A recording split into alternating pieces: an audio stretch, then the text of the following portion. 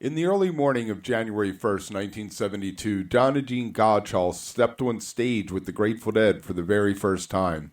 She stayed with the band through every twist and turn until February 1979. But she wasn't the only woman to share the stage with the Dead. Here are 7 incredible women who brought something special, unexpected, or just plain cool to the Dead's live legacy. Etta James.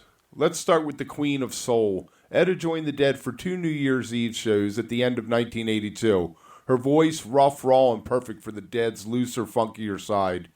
Joined by the Tower of Power, she tore through Hard to Handle and Tell Me on the first night. And on the second night, New Year's Eve, we got Love Light, Tell Mama, Baby What Do You Want, Hard to Handle, In the Midnight Hour, and Broke Down Palace. The vibe was electric and it worked. You can hear it in the recordings. Etta's vocals just cut through everything and pushed the Dead into tighter, groovier territory. Edie Brickell. In 1993, Edie joined the Dead late in their run on September 20th. She jumped in at the end of Space, stayed for the other one, and Going Down the Road Feeling Bad.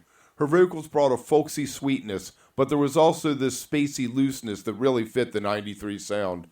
And the connection with Jerry wasn't just on stage. A year later, she appeared on Rob Wasserman's Trio record alongside Garcia.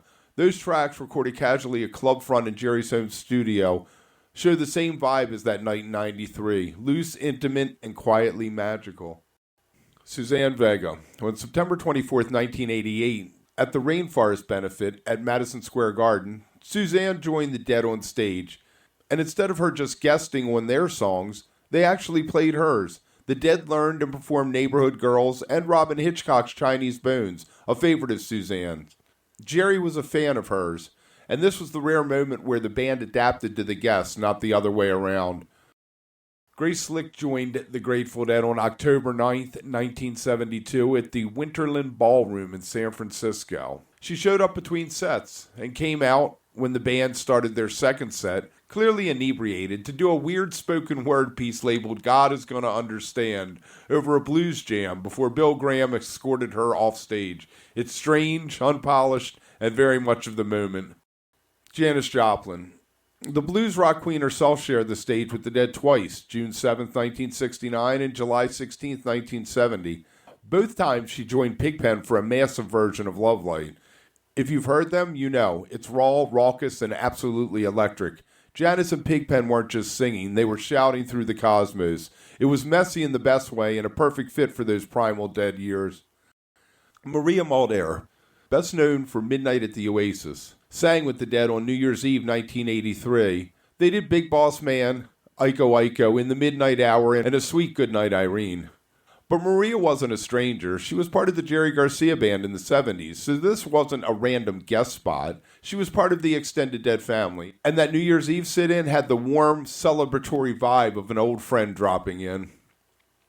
Joan Baez, December 30th and 31st, 1981, Oakland Auditorium Arena. Folk royalty, political firebrand, and longtime friend of the band, Joan joined the band for a few songs, including Must Have Been the Roses' Iko Iko and It's All Over Now, Baby Blue. Some fans say the performances didn't really quite click, and it's one of those rare times where the vibe wasn't totally there. It just shows how delicate the Dead's chemistry could be, even with legends like Baez.